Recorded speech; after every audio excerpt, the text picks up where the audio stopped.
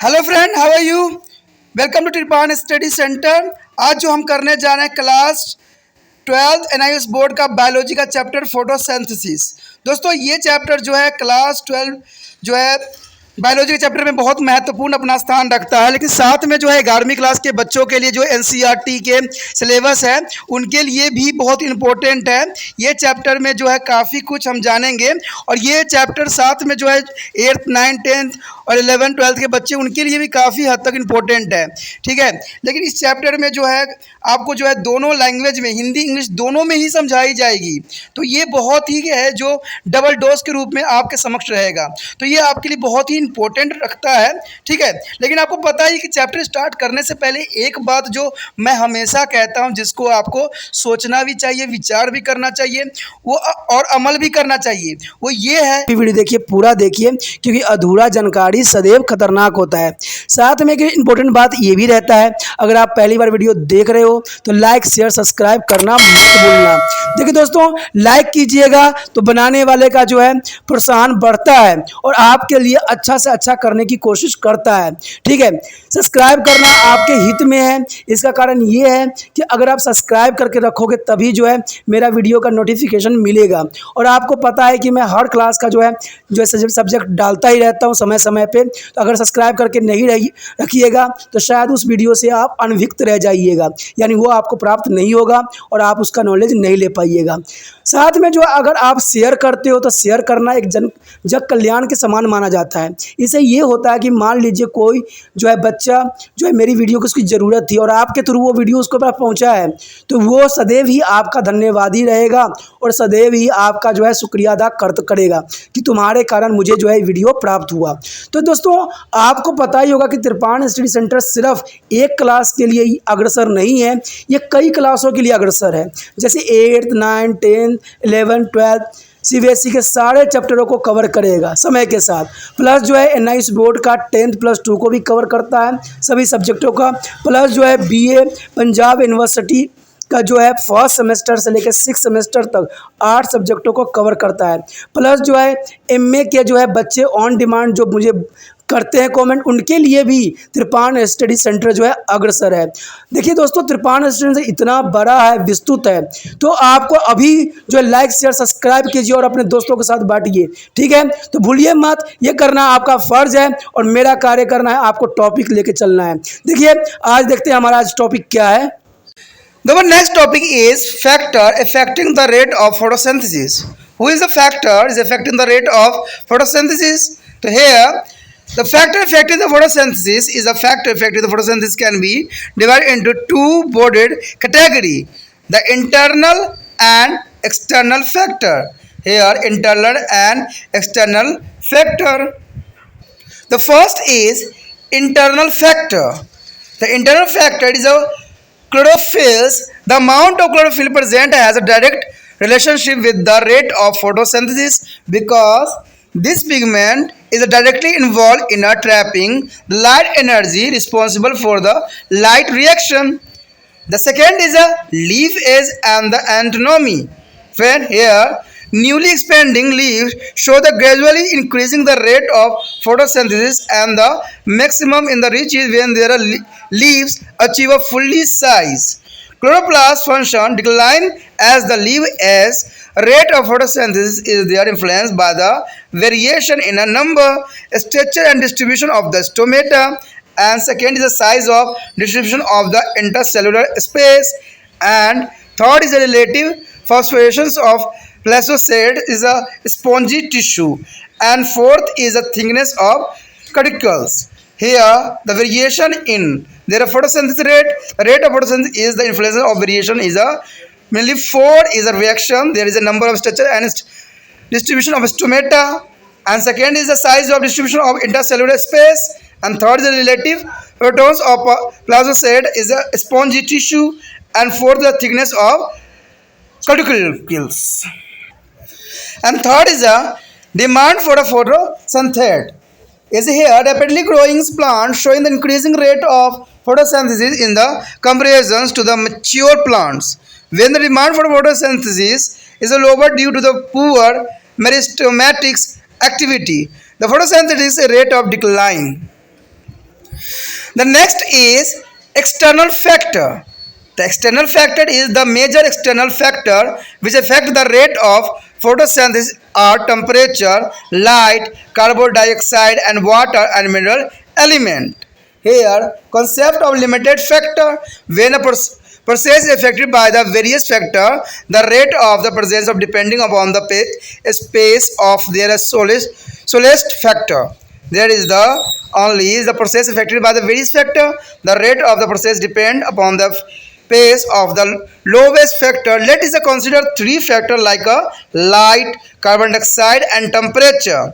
The light, carbon dioxide and temperature, it is seen that will all three factors are obtains their rate of photosynthesis in a maximum. However, of the three factors, even if one of the factor become optionally and their other factor remain to optimal, the rate of photosynthetic process decline substantially. There is known as a law of limitation factor shown in the Blackman in 1905. It is defined as well process is a conditionally as there is a rapidly by their number of separate factor. The rate of process is limited by the pace of the lowest factor, which is known as the limiting factor.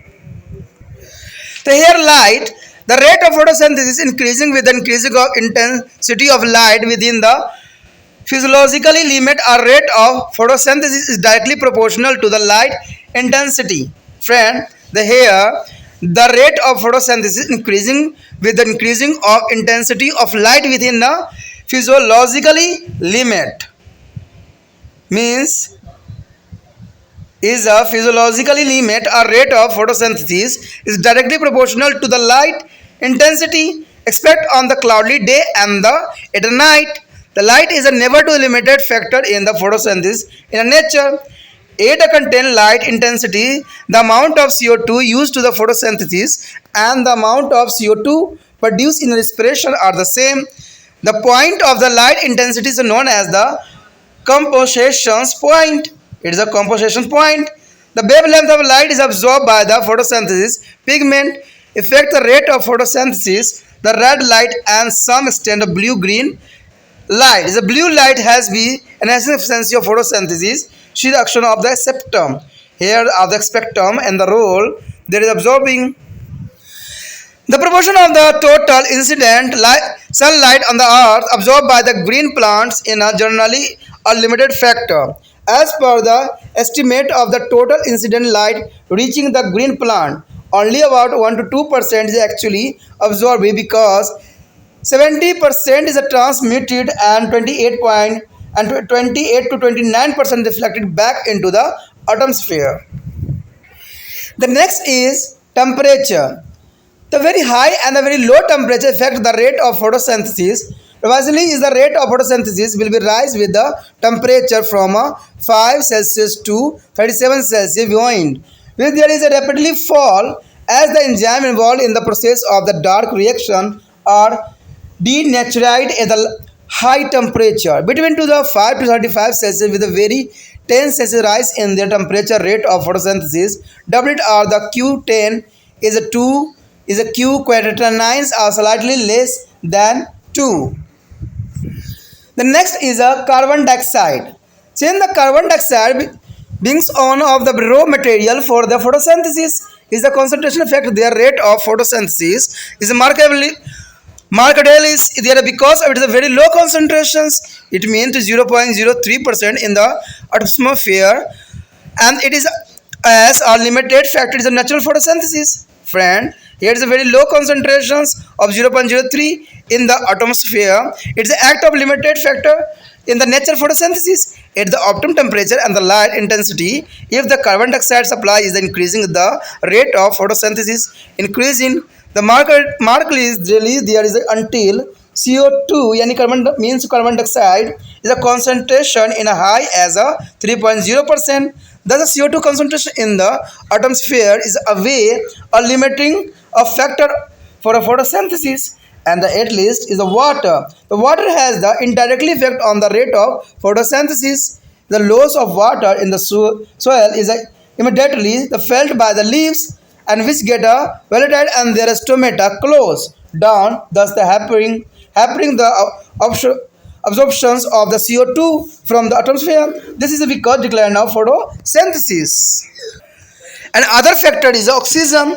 The concentration of the oxygen is the external factor in the never be limiting factor for the photosynthesis because it is a byproduct of photosynthesis and it is easily diffused into the atmosphere from the photosynthesizing organ, the leaves. However, the excess of CO2 surrounding a green plant reduced to the photosynthetics rate by the promoting the rate of aerobics respirations.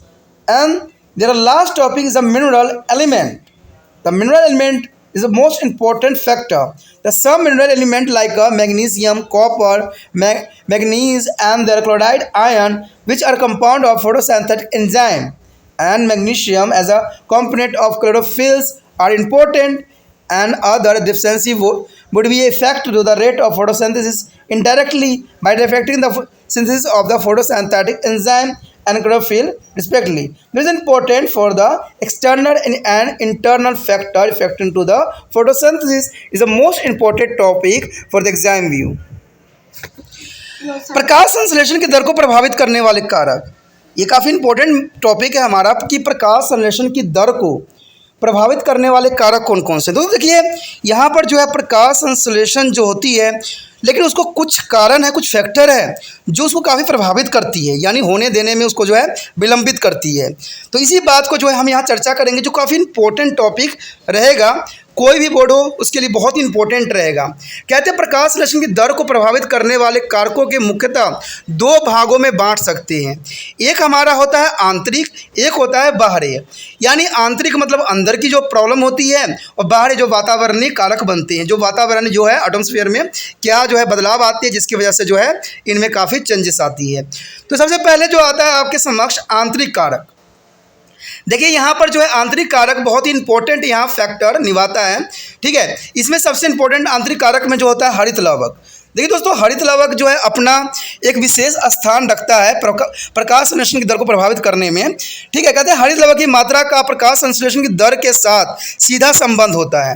ठीक है, प्रकाश संश्लेषण की दर के साथ जो है इसका सीधा संबंध होता है, क्योंकि ये वर्णक प्रकाशगाही होते हैं। ये क्या होते हैं? प्रकाशगाही होते हैं तथा सूर्य के प्रकाश के ग्रहण करने के लिए उत्तरदायी होते हैं। यानी ये जो होते हैं सूर्य के प्रकाश को ग्रहण करने के लिए सबसे बड़ा जो है कारण फैक्टर बनते हैं। उसके पश्चात कहते हैं पत्तियों की आयु एवं संरचना। देखिए पत्ती की जो आयु एवं संरचना होती है वो भी अपना जगह पे बहुत महत्वपूर्ण स्थान रखती है। बढ़ती हुई पत्ती में वृद्धि के साथ साथ संश्लेषण की दर बढ़ती रहती है। देखिए दोस्तों, अगर पत्ती जो होते हैं अगर वो बढ़ रहा है, वृद्धि कर रहा है, मैच्योर हो रहा है, तो उसमें प्रकाश संश्लेषण की दर जो होती है वो भी बढ़ती चली जाती है। क्योंकि आप देखोगे जो पत्ते होते हैं वो थोड़ा सा फीके होते हैं, लेकिन जो डार्क हो जाते हैं उसमें क्लोरोफिल की मात्रा अधिक हो जाती है। ठीक है, तो ये बातें इंपॉर्टेंट यहाँ रखता है। तथा कहते हैं सर्वाधिक तब होती है जब पत्ती पुण्य प्रवृत्त होती है, जैसे पत्ती पुरानी पड़ जाती है। यानी जितने पत्ती पुरानी होती चली जाएगी प्रकाश संश्लेषण की दर जो है उतनी ही बढ़ जाती है। कहते हैं हरित लवक की जो है कार्य क्षमता कम होती है। कहते हैं कार्य क्षमता जो होती है हरित लवक की बहुत कम होती है। पत्ती में जो है प्रकाश संश्लेषण की दर को अनेक विभिन्नताएं प्रभावित करती है। देखिए पत्तियों में कौन कौन चीज़ प्रभावित करती है ये भी अब यहाँ देखने वाली बात है, और जो समझने में भी आपकी काफ़ी हेल्प रहेगा। कहते हैं इसमें जो है जो कौन कौन चीज़ जो है पत्तियों में प्रभावित करती है, तो यहाँ पर जो आता है सबसे पहले है रंध्र की संख्या। देखिए दोस्तों, स्टोमेटा की कितनी संख्या, number of stomata in present in the leaf, तो रंध्रों की संख्या कितनी है, और संरचना एवं वितरण कैसा है। देखिए पत्तों की संरचना भी यहाँ पर प्रकाश संश्लेषण के लिए उत्तरदायी होती है। ठीक है, कि रंध्रों की संख्या क्या है, संरचना क्या है और वितरण क्या है।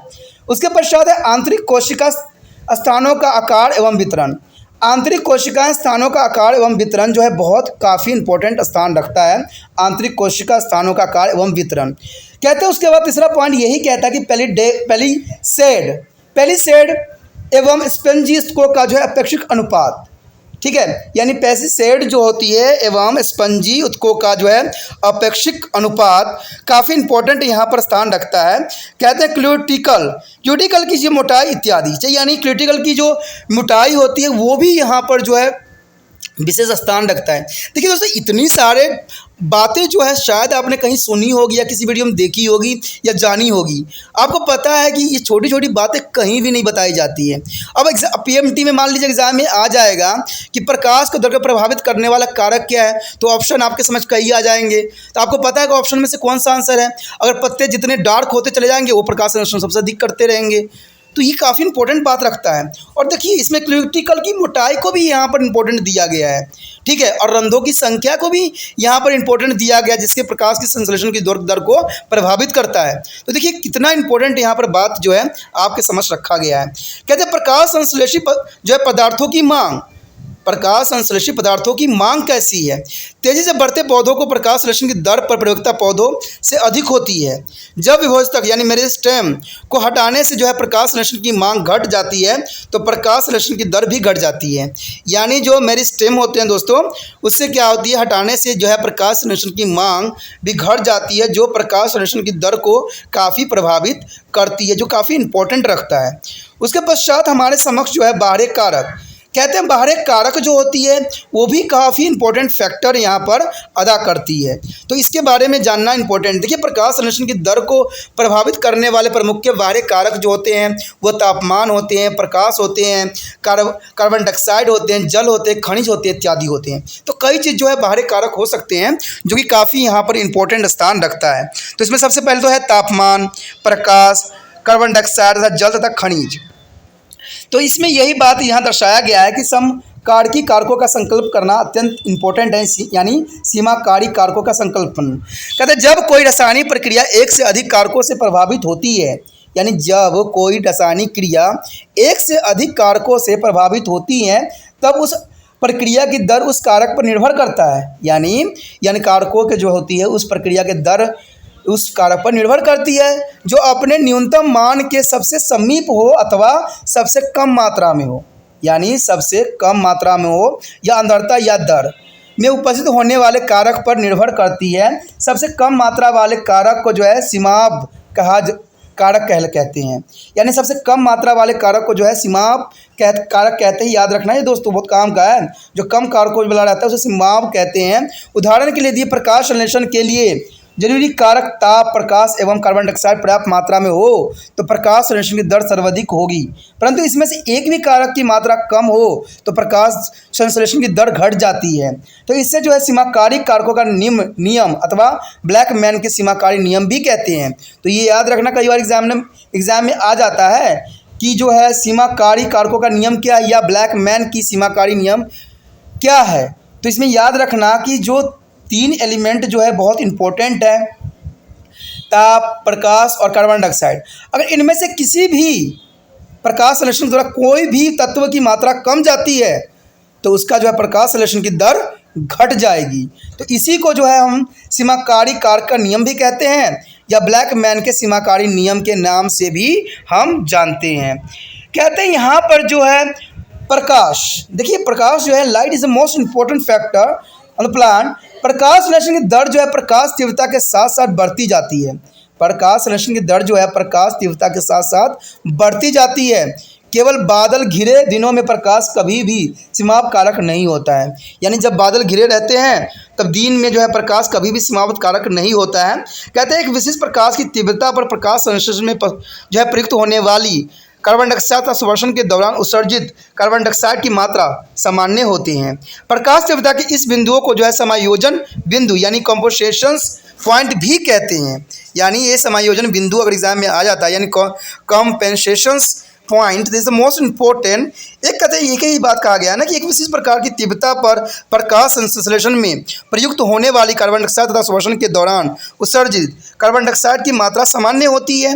तो प्रकाश तीव्रता की इस बिंदु को जो है समायोजन बिंदु यानी कंपेंसेशन पॉइंट भी कहते हैं। कहते हैं प्रकाश का जो है तरंग दैर्घ्य भी प्रकाश संश्लेषण को प्रभावित करती है। देखिए प्रकाश का तरंग दैर्घ्य भी जो है प्रकाश को जो है प्रकाश संश्लेषण को काफ़ी प्रभावित करती है। कहते हैं लाल प्रकाश अर्थात कुछ हद तक नीला प्रकाश प्रकाश संश्लेषण दर को बढ़ा देता है। आपको पता ही है कि लाल में जो है और नीला में जो है प्रकाश में जो काफ़ी सक्रिय जो है हो जाता है, यानी प्रकाश संश्लेषण की दर काफ़ी हद तक बढ़ जाती है। ठीक है, लेकिन ग्रीन में नहीं होती है, ग्रीन में रुक जाती है। तो ये बात भी आपको ध्यान रखने वाली है कि लाल प्रकाश और नीला प्रकाश में जो है प्रकाश संश्लेषण की दर बढ़ जाती है, यानी सक्रिय वर्णक भी आप समझ सकती हो। उसके पश्चात हमारे समक्ष आता है तापमान। देखिए तापमान का भी जो है इस पर अपना एक प्रभाव पड़ता है। कहते हैं बहुत अधिक तथा बहुत कम तापमान प्रकाश संश्लेषण दर को कम भी करता है, यानी अधिक तापमान हो या कम हो तो प्रकाश संश्लेषण की दर को भी काफ़ी प्रभावित करती है। प्रकाश संश्लेषण की दर को जो है 5 से 37 सेल्सियस तक बढ़ती है, 5 से 37 सेल्सियस तक बढ़ती है, परंतु इससे अधिक तापमान होने से इसमें तीव्र गिरावट आती है। देखिए 5 से 37 सेल्सियस तापमान पर जो है पौधा अच्छा खासा जो है अपना कर लेता है, लेकिन इससे कम हो या अधिक हो तो जो है ये रुक जाती है, यानी होती नहीं है इसमें प्रकाश संश्लेषण, क्योंकि अधिक तापमान पर जो है अप्रकाशीय अभिक्रिया में भाग लेने वाले एंजाइम सक्रिय हो जाते हैं। यानी 5 से 35 के बीच प्रति 10 सेल्सियस तापमान बढ़ने पर जो है प्रकाश संश्लेषण की दर दुगनी हो जाती है, अर्थात Q10 = 2। तो Q इज़ अ गुणांक। तो यहाँ पर बहुत काफ़ी इंपॉर्टेंट बात यहाँ पर आती है। उसके पश्चात हमारे समक्ष आता है कार्बन डाइऑक्साइड। देखिए कार्बन डाइऑक्साइड की जो है अपनी एक विशेषता है। कार्बन डाइऑक्साइड जो है प्रकाश संश्लेषण की प्रमुख कच्ची सामग्री है। ठीक है, ये आप याद रखना कि कार्बन डाइऑक्साइड जो है प्रकाश संश्लेषण की सबसे प्रमुख कच्ची सामग्री जो जीव जंतु द्वारा उत्पन्न की जाती है। इसकी सांद्रता अथवा मात्रा प्रकाश संश्लेषण की प्रमुखता को प्रभावित भी करती है।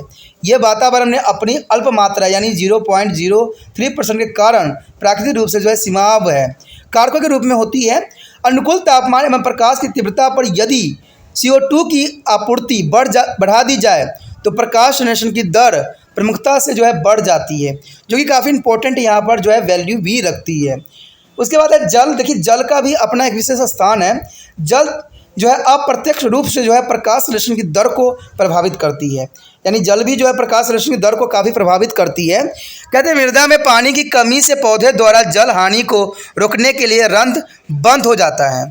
ठीक है, कहते हैं पौधे द्वारा जल हानि को रोकने के लिए रंध्र बंद हो जाता है। ठीक है, अंततः CO2 जो है वातावरण से अवशोषित नहीं हो सकेगा, जिससे प्रकाश संश्लेषण में कमी आ जाती है, यानी जिससे कार्बन डाइऑक्साइड के वातावरण से अवशोषण के कारण जो होती है प्रकाश संश्लेषण में कम हो जाता है। ठीक है, उसके पश्चात हमारा आता है दोस्तों खनिज यौगिक। देखिए खनिज यौगिक का भी अपना एक स्थान है। कहते हैं कुछ खनिज यौगिक जैसे तांबा, मैंगनीज और क्लोराइड इत्यादि प्रकाश संश्लेषी एंजाइम के हिस्से होते हैं तथा ये मैग्नीशियम हरित लवक का एक भाग है।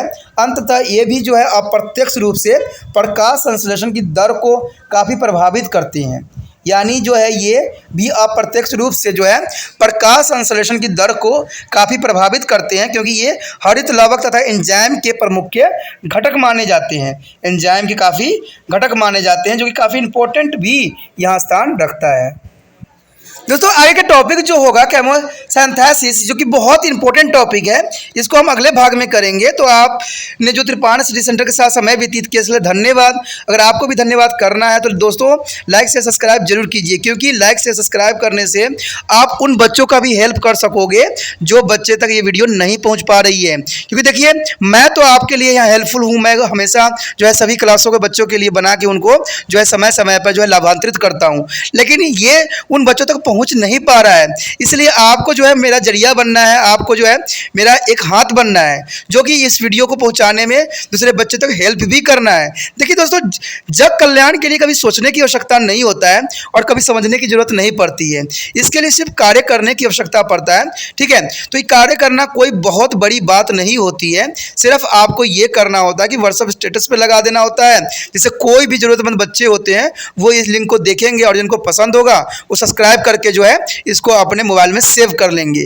तो इतना ही आपको करना है। देखिए इतना कर देने से क्या होता है कि दूसरे बच्चों का हेल्प हो जाता है, जो ज़रूरतमंद बच्चे उन तक पहुंच जाता है। तो आप मेरे जो होगे दूसरा हाथ बनोगे आप। ठीक है, मैं यहाँ पर कोशिश कर रहा हूँ और आपको जो है इसको सभी बच्चों तक पहुँचाने में मेरा हेल्प करना होगा। इससे क्या होगा, जग कल्याण होगा और आपको जो है लोग शुक्रिया अदा करेंगे और आपको धन्यवाद भी देंगे। तो मेरे इस काम के लिए सोचिए मत, विचार मत कीजिए, अभी जो है लिंक को कॉपी कीजिए और अपने व्हाट्सएप स्टेटस पे लगाइए, जिससे दूसरे बच्चे भी लाभान्वित हो, क्योंकि जग कल्याण ही सर्वज्ञ कल्याण है। कहते हैं इंसान इंसान के लिए मरता है, यही जिंदगी का एक नया सच है और नई जो है संघर्ष है। इसी के साथ जो है दोस्तों हमारा टॉपिक आज खत्म हो रहा है। ठीक है, अगर आपको अच्छा लगा तो लाइक शेयर सब्सक्राइब जरूर कीजिए। अगर पहली बार अगर आप वीडियो देख रहे हो, पहली बार मेरे चैनल पे आए हो, तो सब्सक्राइब करना आपका फर्ज बन जाता है। सब्सक्राइब करने से ये होगा कि जो भी मैं आप क्लास के रिगार्डिंग कोई भी वीडियो डालूंगा उसका नोटिफिकेशन जो है समय समय पर आपको प्राप्त होता रहेगा। अगर सब्सक्राइब नहीं कीजिएगा, अगर आप दोबारा से तिरपान सेंटर पर आने की कोशिश कीजिएगा तो वहां पर आप तिरपान लिखिएगा तो जो है वो तिरपस कर देगा।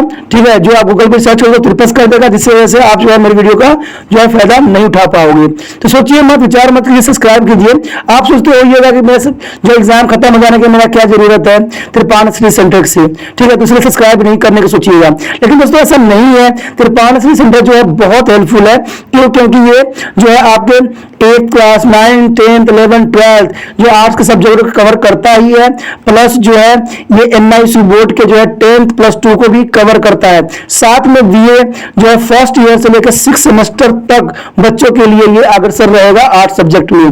तो सोचिए नहीं, विचार नहीं कीजिए, काफी जो है तिरपान सेंटर का फायदा ही फायदा है। ठीक है, अगर आप मुझे प्रोत्साहित करोगे तो आपके लिए मैं तरह तरह के वीडियो बनाऊंगा जो आपको फायदा पहुंचाएगा। एग्जाम के तौर पे मैं आपको जो है पेपर भी आपको सोल्यूशन करके दिखाऊंगा जो आपके लिए फायदेमंद रहेगा।